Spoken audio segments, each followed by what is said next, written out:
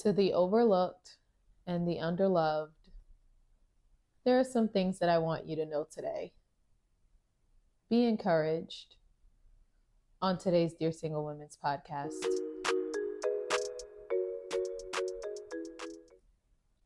Hi, ladies.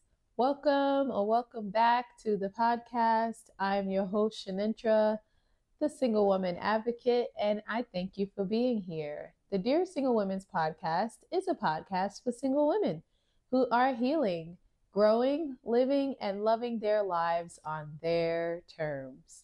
You can find this podcast anywhere you listen to streaming services, or you can also find me on YouTube.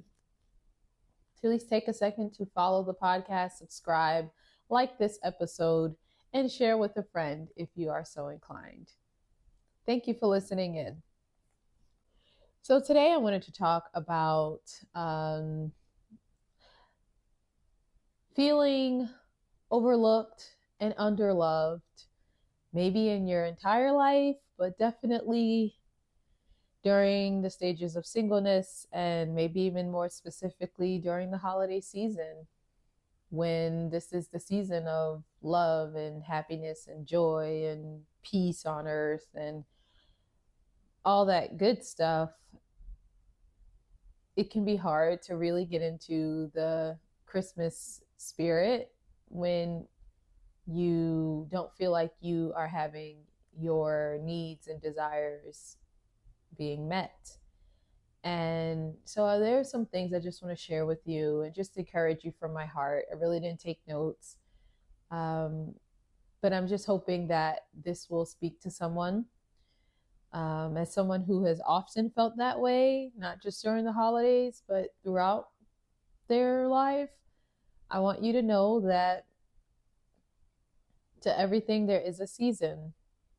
And even if that season feels very long, it is still a season. The key to changing seasons is to be hopeful that one day it will end.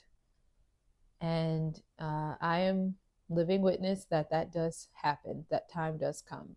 I was one of those people who often felt like this was a lifelong jail sentence, feeling overlooked, underloved, not having my needs be met, basic human needs, the need to feel like you belong, the need to feel like you matter, the need to feel loved, to feel like you provide value to people. Those are basic human needs. And a lot of time we don't pay attention to those because we focus on more quote unquote pressing needs, like the need for food, shelter, clothing. And those do matter, definitely. I'm grateful every day to have those things. But the need for love, the need to feel like you belong, the need to feel like you matter to someone is very, very important. And so, first, I would tell you to be hopeful that if that is currently not being met in your life, there will come a day when it will be met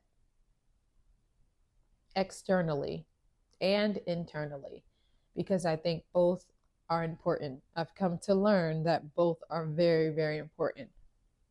I always thought that I'd feel the love and the sense of belonging and compassion when I met my group, when I met my high vibe tribe. And I do still believe that, but I haven't quite had that yet.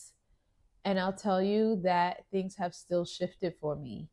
And it's because I give to myself what it is I want other people to give to me. I cultivate and welcome a space of love and belonging and connectedness with me, with God, before I expect another to give it to me. And honestly, that was the key to changing my life. I stopped giving to others what I wasn't willing to give to myself. So Here's what I mean by that. I would always give love, understanding, compassion, support to others. And then when it came to me, I was depleted, dry, I was empty because I was expecting someone to give that back to me. And once I realized that it starts with me and I started giving to myself what I was giving to others, I no longer feel depleted and dry and empty. So I want you to start with being hopeful that things will change, because hope is all you have, faith is all you have. If you give up hope that your needs will be met, then it really will not be met. You have to hope and believe that things can get better. Just like the sun rises every morning, it's a new day, there's opportunity and a chance for change. You must believe that. Tell yourself that. Encourage yourself in that. Look at the examples you have in your life where things have gotten better, things have changed, and believe that that can happen. And even in this area of your singleness, things can change. That's one. And then two, fill yourself up with those things. You deserve to have those things, even if you don't find another to give it to you. Give it to yourself. You don't want to come into anything with a guy feeling depleted, empty, and just dry. Because what's going to happen is you will long for him to fill you up, that you'll accept whatever he's giving, even though it's not what you really need. You never want to go into any relationship feeling like you're on your last leg, that you're crawling to that thing and he's going to uplift and make you into something that you used to be. Because people will take advantage of that, and really it doesn't become a healthy relationship at that point. Trust me, I've been in one of those. It becomes a relationship that is codependent, where you are completely needy and dependent on this person.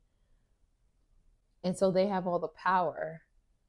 And when they stop giving it to you, or when they see that this is the key to getting you to jump, that they use their love and their support in a manipulative way, those are some pitfalls you can run into when you feel like, when I get this relationship, then I'll be whole, then I'll be okay. You give that person entirely all of the power. You're not coming into this as an equal. You're coming into it like an infant is dependent on its mother. And you don't want that. You want to come into that relationship equal and whole, because that is what is going to make it sustain. People make terrible saviors. And so if you're just looking for that guy to save you, he will crumble under that weight eventually, and it'll be a disaster. First and foremost, God is your savior. God is your sustainer. God is the person you should be wholly dependent on, because he is pure and holy. He will not take advantage of your need for him in a way that a man might. So have that hope. Be wholly dependent on God, and fill up yourself with the things that you are needing from another. How do you do that? Give to you what you give to others. Give yourself just as much compassion as you give to someone else. Give yourself just as much support as you give someone else. How do you do that? You have to listen to yourself. What do I need right now? How can I get 1% more comfortable right now? How can I feel 1% more at peace right now? These are the questions I ask myself because I have to give myself what I need. And that starts with checking in with myself. Do you have a check in practice? I recommend that you create one. If you feel overlooked, you have to be intentional about seeing you. If you feel underloved, you have to be intentional about giving yourself that love and that support. And that's just simply not expending all of your energy outward, but bringing it inward. What do I need right now? Have a check-in practice. I recommend if if you don't know how to do that, just starting small, 1 to 3 minutes a day. Sit, be still, be silent, close your eyes, breathe, check in with yourself. And the key is to give it to yourself right away. Here's an example for me earlier this week, or today's Monday, so last week. I checked in with myself and I just felt so sleepy. I felt really tired, but I didn't notice it because I was doing a lot of stuff. And when I stopped and paused and just checked in, it was like the weight of feeling sleepy came over me. And I was gonna just, okay, I'll take a nap after I do. And I said, no, I'm intentionally trying to build up a practice of listening to my body and giving my body what it needs. So I didn't just push through. I stopped right there, turned out all the lights, grabbed the pillow, grabbed the blanket, took a nap. And as you continue to do that over and over and over again, you will feel less empty. You will feel less depleted. You will feel less of being overlooked because you are coming to see, wait, I'm actually not overlooked because I see me first and foremost. God sees me, I see me. I read something on Instagram and it was very true. I think I might even screenshot it, put it in my phone. It's absolutely true that we should not try to self-care our way out of getting normal, healthy needs met. And I was like, that is me for 2024. I don't want to self-care my way out of needing attention, needing affection, needing romance, needing to be seen by a man. I do not plan on doing that. This is why I'm like, yep, I'm getting mine in 2024. However, until you see you, no one else is going to see you. Because it starts with you. Really, it starts with God. But God sees you already. Do you have a relationship with God to be aware of how much He is here and how much He does see you? If you do, you have to see you before you can have another see you. I don't want somebody to give to me more than I already give to myself. You can give to me in a different way, right? The attention that I want from a man is not like the attention I give to me, but it's still attention. I don't want to deprive myself of what I need, hoping that I'll meet this guy and he'll give me everything. I already explained how unhealthy that is, how dangerous that is to get into a codependent, love addicted relationship like that. Very, very dangerous for you. It's like a drug addict type of thing. Very dangerous. But I can get attention from him that I can't or don't want to give to me. Let's be real. I want that from a guy, right? I can tell myself, oh, you look beautiful, and I 1000% believe that, but it does hit different when it comes from a man. And that's okay. That's okay. That's how we're wired.